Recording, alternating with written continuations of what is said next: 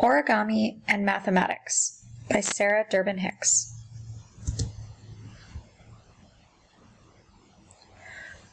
The roots of origami. Paper was introduced to Japan in the 6th century. During this time, the art of paper folding emerged in 1603. Origami is the Japanese art of paper folding. Origami was initially known as origata, folded shapes. In 1880, however, the craft became known as origami. The term origami comes from the Japanese words oru, to fold, and kami, paper. It is not known why this term was chosen, although scholars have speculated that the characters for this term were simply the easiest for school children to learn to write. Traditionally, origami consisted of folding a single sheet of square paper into a sculpture without cutting, gluing, taping, or writing on it.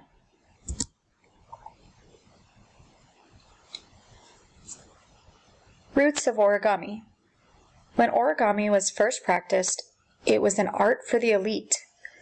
Monks folded paper for religious purposes, and others began folding paper butterflies to decorate sake bottles for wedding receptions. Folded paper wrappers were used in some ceremonies to symbolize sincerity and purity. As paper began to become more affordable, it started to be used in mathematics, since the folding process involves so many concepts that are relevant to the study of mathematics.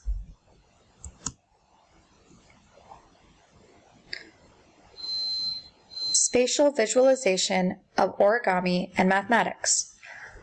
Origami is more than just an art. It can be a tool to interest children in mathematics. Spatial visualization is the ability to think in 3 dimensions, and more specifically, to mentally maneuver 2- and 3-dimensional objects. Origami begins as a 2-dimensional object, a simple piece of paper, and can be transformed into a 3-dimensional object. This out-of-the-box mathematical teaching can invigorate mathematics interest in young children and aid in understanding of dimensional mathematics and shapes.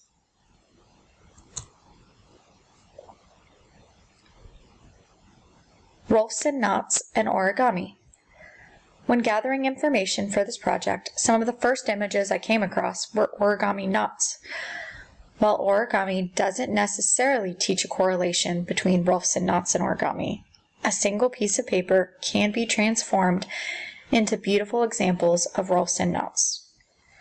To the right, you can see an example of the 0 knot and the trifle knot, which can be created using origami.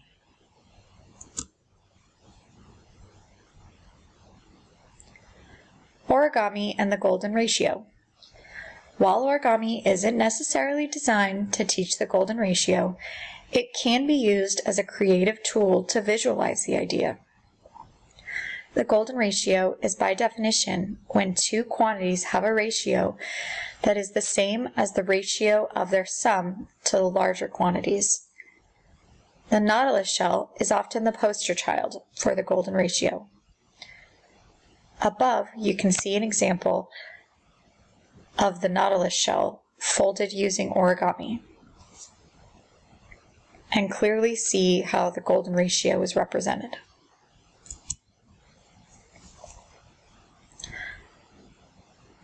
Origami, symmetry within origami. Origami can be used to learn different types of symmetry. Symmetry is a type of invariance, that property that a mathematical object remains unchanged under a set of operations or transformations. These transformations can be translational, which is moving the object from one place to another without rotating it. Think of having an object sitting on your table and you slide it sideways. That would be an example of translational. Rotational, the property of a shape when it looks the same after some rotation by a partial turn.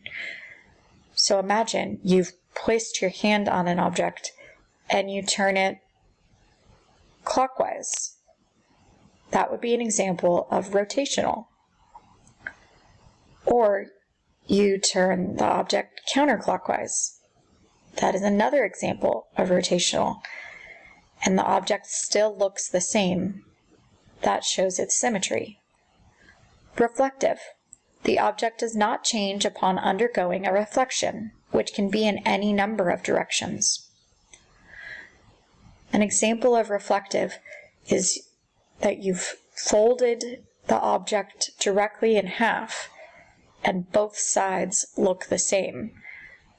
Whether you've folded it long ways or short ways, that would be an example of reflective. It appears to be a reflection of itself. You can clearly see from the two images behind the text how they could be examples of symmetry for reflective and rotational. Imagine that you've taken either one of these images and you hold it in your hand and turn your hand clockwise or counterclockwise, or you've folded the image in half, either long ways or short ways. Both of these origami examples show examples of symmetry.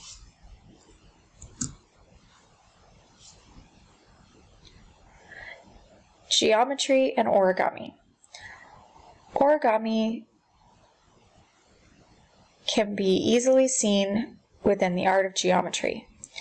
Some have coined the term origometry, which is exploring geometry through origami due to its usefulness in teaching geometry.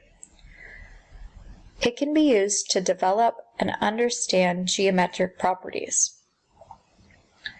Recognize and draw shapes having specified attributes, such as a given number of angles or a given number of equal faces.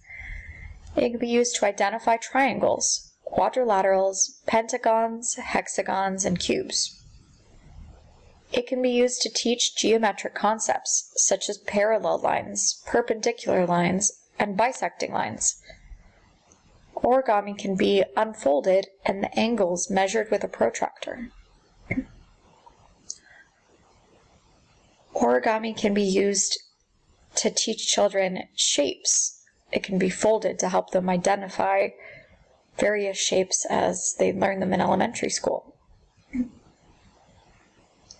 To the right, you can see examples of various shapes that can be transformed using origami.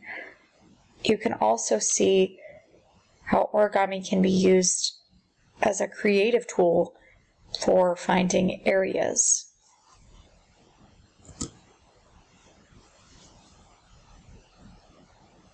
Art of Mathematics and Origami. The very first assignment we had for this class was to read The Mathematician's Lament. In the paper, the author described their frustrations with how math is often taught.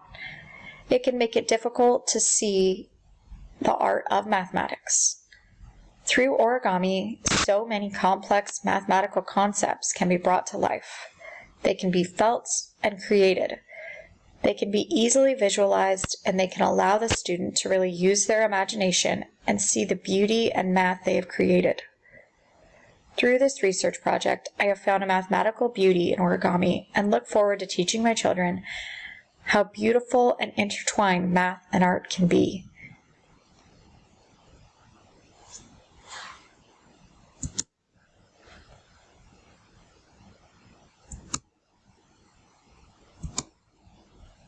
Thank you.